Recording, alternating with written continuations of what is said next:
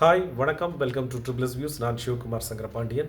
போர் கிட்டத்தட்ட 25 நாள் ஆயிடுச்சு. நேற்று இரவு தான் டொனால்ட் ட்ரம்ப் அவர்கள், அமெரிக்க அதிபர் டொனால்ட் ட்ரம்ப் அவர்கள் போர் நிறுத்தத்தை அறிவித்திருக்கிறார். அதற்கு காரணம் என்ன சொல்லியிருக்காங்கன்னா, ஈரானோடு நாங்கள் பேச்சுவார்த்தை நடத்தியிருக்கிறோம், அது நல்ல நிலையில் முன்னேற்றங்களை கண்டிருக்கிறது. ஆகவே தற்காலிகமாக நாங்கள் போரை நிறுத்தியிருக்கிறோம், தாக்குதலை நிறுத்தியிருக்கிறோம்.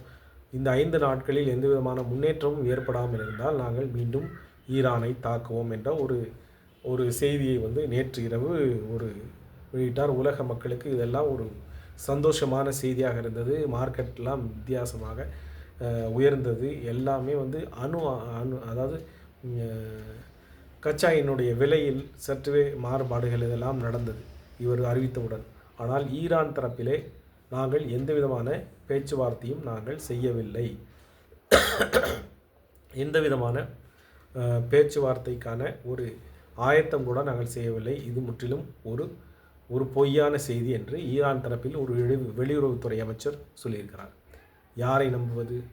உண்மையில் மாற்றி மாற்றி எல்லா விதத்திலும் சற்று கடந்த காலத்தை பார்த்தோமானால் கடந்த ஒரு வருடமாக எல்லா விதமான போர் பிரச்சனைகளிலும் தன்னுடைய மூக்கள் இழைத்து கொண்டு நான் நிறுத்தியதாக சொல்லி மிகப்பெரிய ஒரு பொய்யான செய்திகளை வெளியிட்டு வருவது அவருடைய வாடிக்கையாக இருக்கிறது. ட்ரம்ப்பை பொறுத்தவரையில் செய்தி தெளிவில்லாமல் எந்த விதமான முந்தா நேற்றுக்கு காலையில் நாங்கள் போரை நிறுத்துவதாக ஒரு செய்தியை அறிவிச்சுட்டு மத்தியானம் மீண்டும் நாங்கள் தாக்குதல் நடத்துவதற்கு தயாராக இருக்கிறோம் சொன்னார். எச்சரிக்கை விடுத்தார். நாங்கள் ஹார்மோஸ் நீர்நிலையை நீங்கள் ஒழுங்கான முறையில் தொடர்ந்து விடலைன்னா நாங்கள் மிகப்பெரிய ஒரு தாக்குதலை நடத்துவோம் என்று ஒரு 2 நாளைக்கு முன்னாடி ஒரு ஸ்டேட்மெண்ட் விட்டார். அதை பற்றி நேற்று வீடியோவில் நம்ம போட்டிருந்தோம். அதுக்கப்புறம் அந்த எச்சரிக்கையில் நாங்கள் உங்களுடைய ஈரானை நாங்கள் மிகப்பெரிய அளவில் நிர்மூலமடை செய்வோம், உங்களுடைய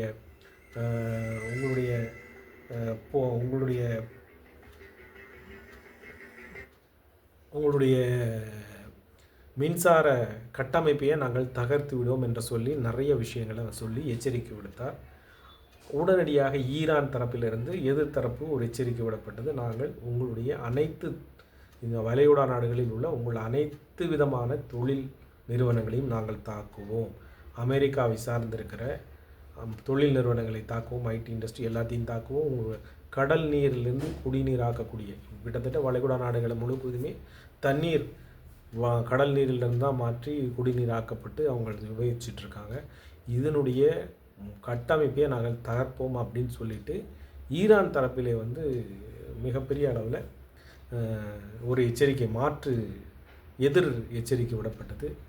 இதன் காரணமாக என்ன நடந்தது என்று சொல்லவில்லை. உண்மையில் இது எதிர்பார்த்த ஒன்று தான். அமெரிக்காவை பொறுத்தவரையில் கடந்த 2 நாட்களாகவே சில மௌனம் காக்கப்பட்டது. நிறைய விஷயங்கள் அவர்களால் எப்படி இதை பண்ணுறது அப்படிங்கிறதில் நிறைய குழப்பம் நீடித்ததாக தெரிஞ்சது வெளியில் பார்க்கும்போது.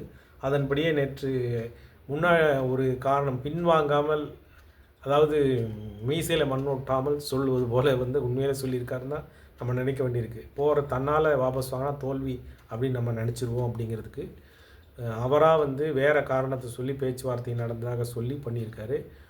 உண்மையிலே திருப்பி திருப்பி பொய் பேசக்கூடிய ஒரு தன்மையை திருப்பி வெளிப்படுத்தியிருக்கிறார் ட்ரம்ப். இது எங்கே போய் அமெரிக்காவை கொண்டு போய் நிறுத்த போதோ இந்த மாதிரி ஒரு தலைவரை வச்சிட்ருக்கிறதுக்காகன்னு தெரியலை. சரி, அது ஒரு பக்கம் இருந்தாலும் வளைகுடா நாடுகள் அநேகமாக மிகப்பெரிய அளவில் பாதிக்கப்பட்டு விட்டது. அவங்களுடைய அந்த ஆயில் ரிஃபைனரி, கேஸ் ரிஃபைனரிஸு, கேஸ் எல்லா விதமான இந்த எரிபொருள் சார்ந்த நிறுவனங்கள் எல்லாத்தையும் இப்போ அவங்க டேமேஜ் பண்ணியிருக்கிறத மீட்டெடுக்கணும்னாலே குறைஞ்சபட்சம் 2 to 5 வருஷம் ஆகக்கூடியதாக இருக்கும் அப்படின்னு சொல்கிறாங்க. அப்போது உலக நாடுகளுடைய எண்ணெய் விலையில் சற்று கண்டிப்பாக மாற்றம் இருக்கும். ஏன்னா அந்த இதெல்லாம் சரி பழைய மாதிரியான ஃப்ளூயன்ஸ் அதிகப்படியான அளவில் ஆயிலை ஒரு நாட்டுக்கு கொடுக்கறது அவங்களுக்கு சிரமம் இருக்கும். அதனால் கொஞ்சம் எல்லா விதமான கட்டுப்பாடுகளும், அதாவது நமக்கு ரொம்ப ஃப்ரீயாக கிடைக்கக்கூடிய ஆயிலுக்கு ஒரு டைம் எடுத்து நமக்கு வரக்கூடிய வாய்ப்பு இருக்குது அப்படிங்கிற மாதிரி தான் தெரியுது. இந்த மாதிரி ஒரு தலைவரை வச்சுட்டு அமெரிக்கா எப்படி தான் இதை ஹேண்டில் பண்ண போகிறாங்கன்னு தெரியல. ஒரு தேவையில்லாத போரை செஞ்சு விட்டுட்டு இன்றைக்கி இஸ்ரேலை முதற்கொண்டு தெருவில் விட்டுட்டு போயிட்டாருங்க. அமெரிக்காவை நம்பினோர் தெருவில் விடப்படுவார்.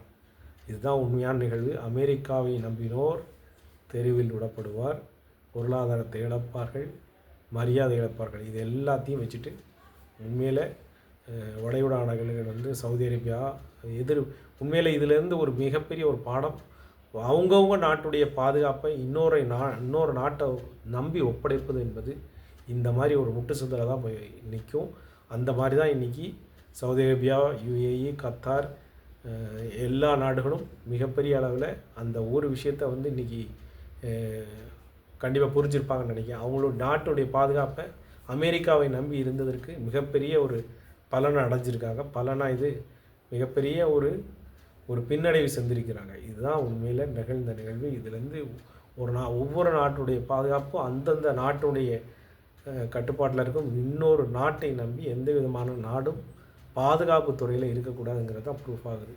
நம்மளும் ஆயுதங்களை வாங்குகிறோமே தவிர உள்நாட்டு பாதுகாப்பு மற்ற விஷயங்கள் எல்லாமே உள்நாட்டில் உள்ள விஷயங்களை வைத்தே தான் நம் செய்யணுங்கிறது உலக நாடுகளுக்கு அமெரிக்கா திருப்பியும் ஒரு முறை உணர்த்தியிருக்கிறது. அமெரிக்காவுடைய அதாவது இரட்டை நிலைப்பாடு எந்த நேரத்தில் யாரையும் கலட்டி விடுறதுக்கு தயங்காதுங்கிறத இதில் நிரூபிச்சிருக்காரு டொனால்ட் ட்ரம்ப்பு. 80 வயதில் அவருடைய வயது முதிர்வை வந்து மிகப்பெரிய அளவில் நாட்டினுடைய உலகத்துக்கும் நாட்டுக்கும் மிகப்பெரிய ஒரு பின்னடைவை ஏற்படுத்தியிருக்கிறாருங்கிறது தான் உண்மை. இந்த செய்தி நேற்று நைட்டு பண்ணாங்க. இந்த 5 நாளைக்கு அப்புறம் என்ன இந்த போரில் அப்டேட் ஆக போகுது அப்படிங்கிறத நம்ம பார்ப்போம். வர்ற அப்டேட்டை பார்க்குறதுக்கு முன்னாடி அதில் வர செய்திகளை பார்ப்போம். அதுவரை நன்றி. ஜெய்ஹிந்த்.